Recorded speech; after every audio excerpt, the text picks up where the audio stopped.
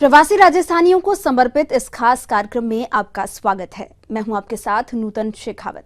आज इस बुलेटिन में प्रवासी राजस्थानियों की हर आवाज को आप तक पहुंचाएंगे, साथ ही उनकी जड़ों से जोड़ने वाली मुहिम से भी आपको रूबरू करवाएंगे, जिसे ईटीवी राजस्थान लगातार आगे बढ़ा रहा है।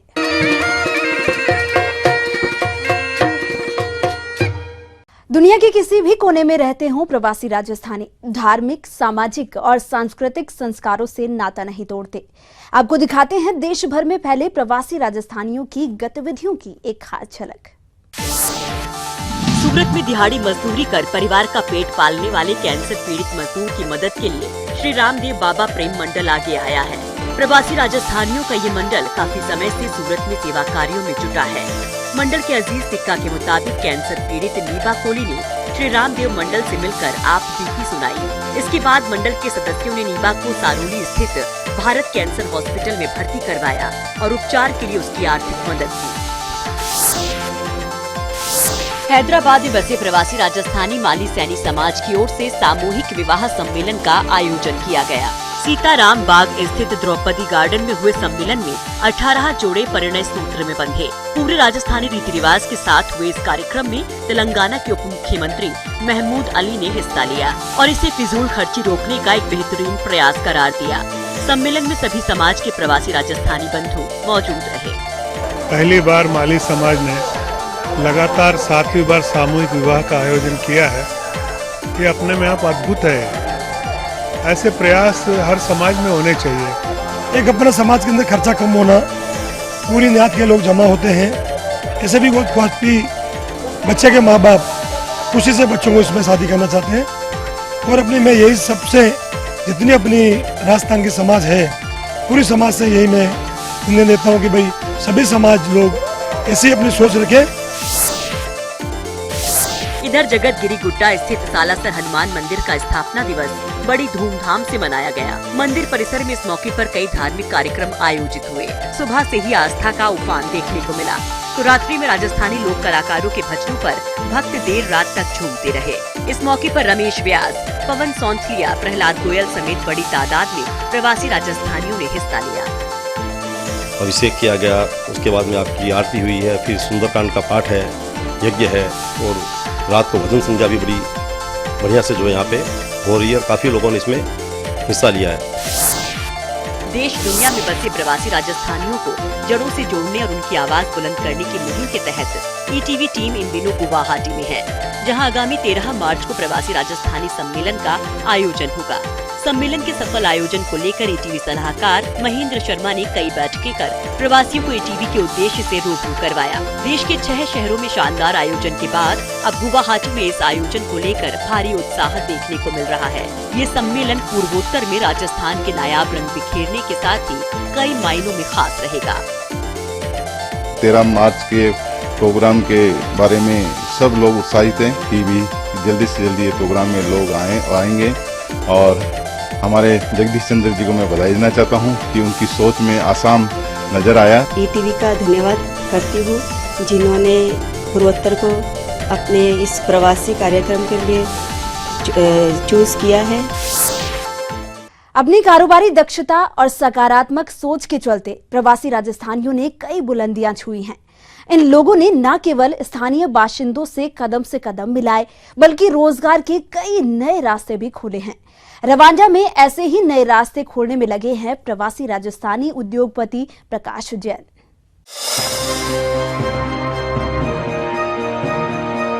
बात चाहे अपने देश की हो या दुनिया के किसी दूसरे मुल्क की, प्रवासी राजस्थानियों ने जहां कदम रखा, विकास की नई गाथा लिखने का काम किया। दक्षिण अफ्रीकी मुल्क रवांडा में भी प्रवासी राजस्थानी द्विपक्षीय रिश्तों की नई परिभाषा लिख रहे हैं और काम को आगे बढ़ा रहे हैं। मुंबई में बसे प्रवासी राजस्थानी उद्योगपति प्रकाश जैन, जो भारत रवांडा के बीच बेहतर रिश्तों के साथ उस मुल्क में विकास की संभावनाओं को भी दुनिया के सामने रख रहे हैं। प्रकाश जैन के प्रयासों से रवांडा में पर्यटन को बढ़ावा देने के मकसद से मुंबई में रोड शो का आयोजन किया गया, जिसमें रवांडा के उच्चायुक्त अर्नेस्ट वामुकियो ने भी हिस्सा लिया।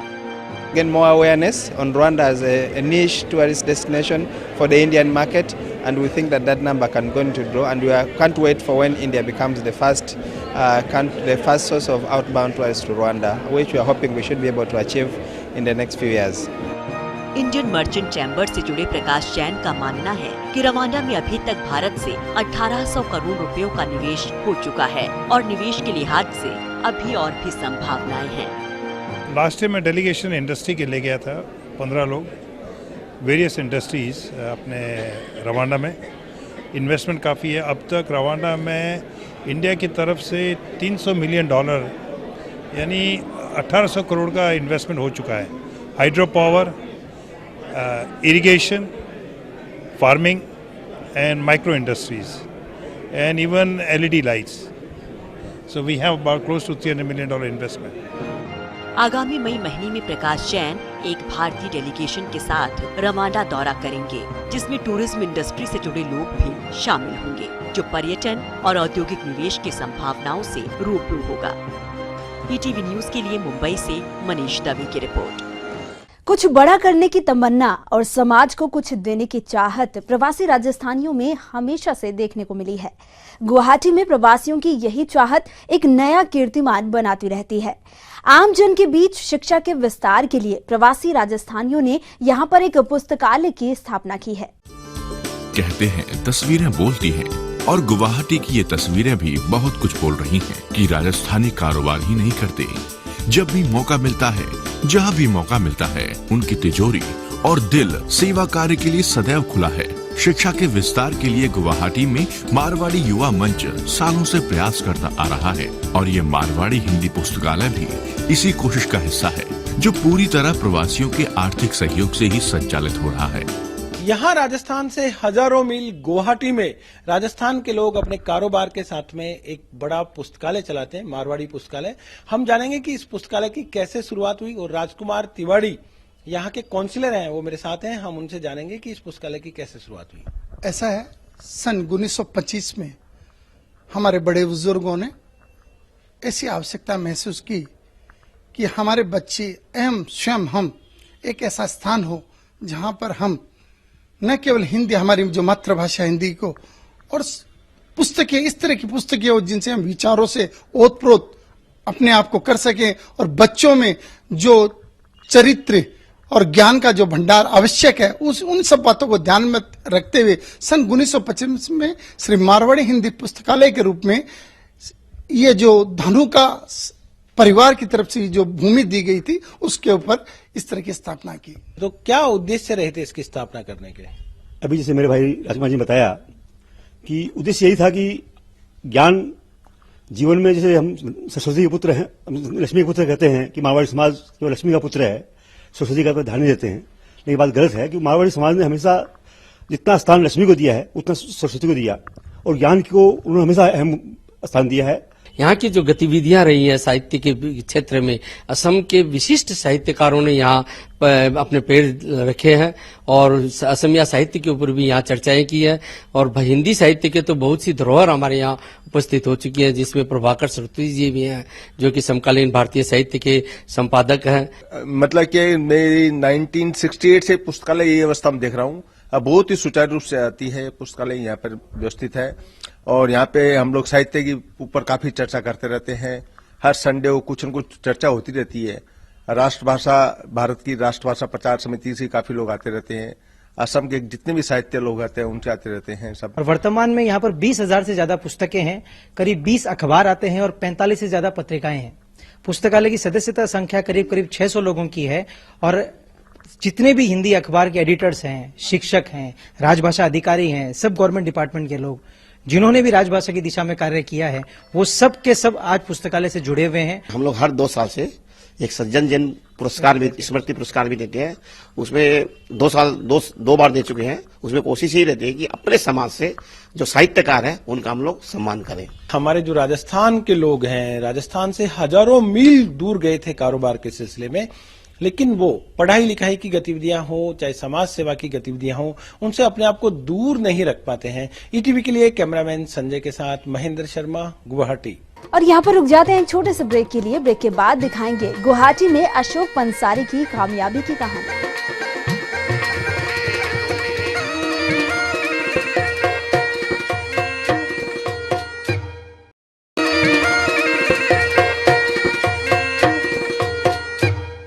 बुलंद इरादों और इनोवेटिव सोच के साथ जिस किसी ने भी कदम से कदम बढ़ाए हैं, मंजिलें सदियों से उनका आलिंगन करने को बेताब रही हैं। गुवाहाटी में बसे सीकर के लाल अशोक पंसारी की कहानी कुछ ऐसी ही है, आप भी देखिए।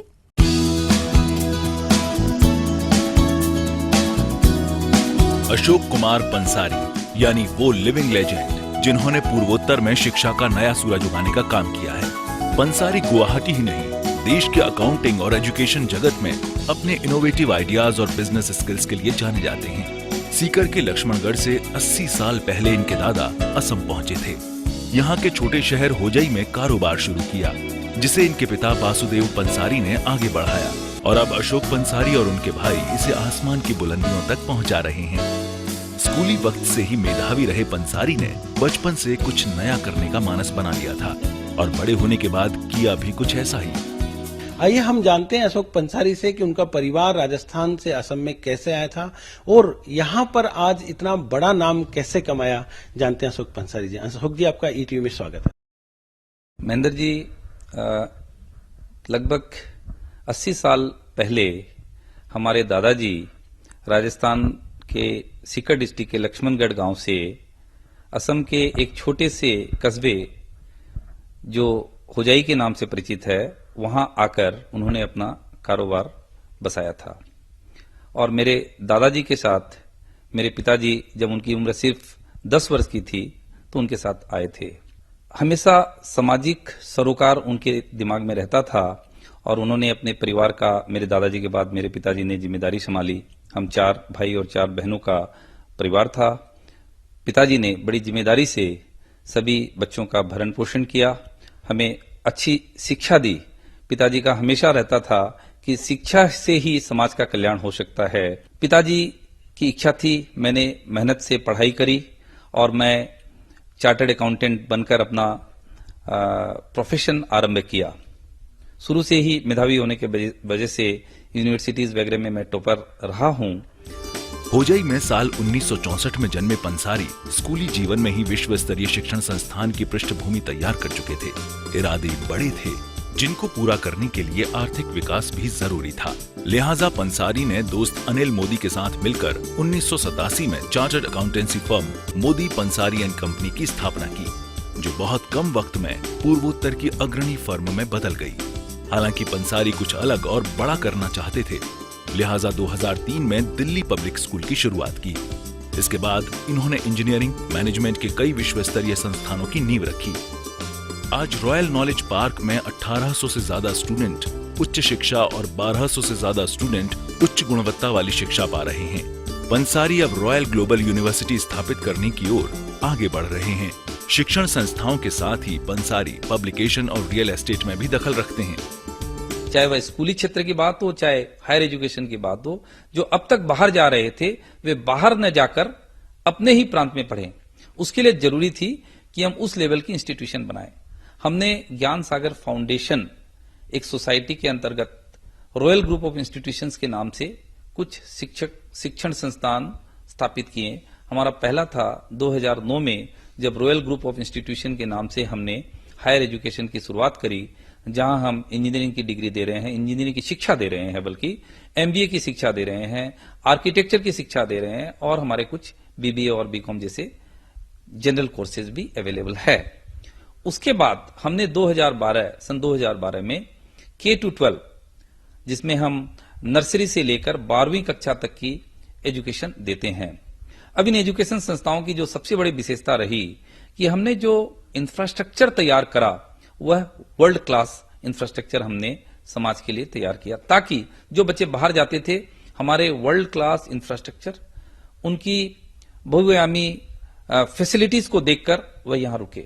हमने सन 2005 में दैनिक पूर्वोदय के नाम से एक हिंदी अखबार भी आरंभ किया था, जो कि आज के दिन पूर्वोत्तर भारत का अग्रणी हिंदी अखबार और बड़ा प्यार समाज के लोगों से इसे मिला है और इसे हम एक सामाजिक सरोकार के रूप में चला रहे हैं। जहां तक व्यापार का सवाल है, हम रियल एस्टेट में रॉयल ग्रुप के नाम से रियल एस्टेट का काम करते हैं। हमने करीब 25 प्रोजेक्ट अब तक कंप्लीट किए हैं, गुवाहाटी में, तेजपुर में, जोरहाट में, तिनसुकिया में। शिक्षा जगत की कई संस्थाओं से जुड़े होने के साथ ही पंसारी सामाजिक और सांस्कृतिक जगत की कई संस्थाओं से भी नाता रखते हैं।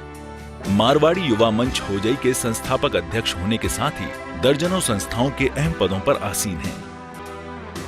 मरुधरा से असम पहुंचे सालों बीत गए हैं, लेकिन जड़ों से जुड़ाव आज भी उतना ही है। इनके हर आयोजन में राजस्थानी संस्कारों की झलक साफ देखी जा सकती है। ये संस्कार इनके पुत्र अंकुर और पुत्री हर्षा में भी देखे जा सकते हैं। हमने कभी भी राजस्थान की भाषा संस्कृति को नहीं छोड़ा। आज भी हमारे जनरेशन तक हम मारवाड़ी भाषा में अपने भाइयों बहनों से बात करते हैं। वहां के तीज त्योहार को हम पालन करते हैं।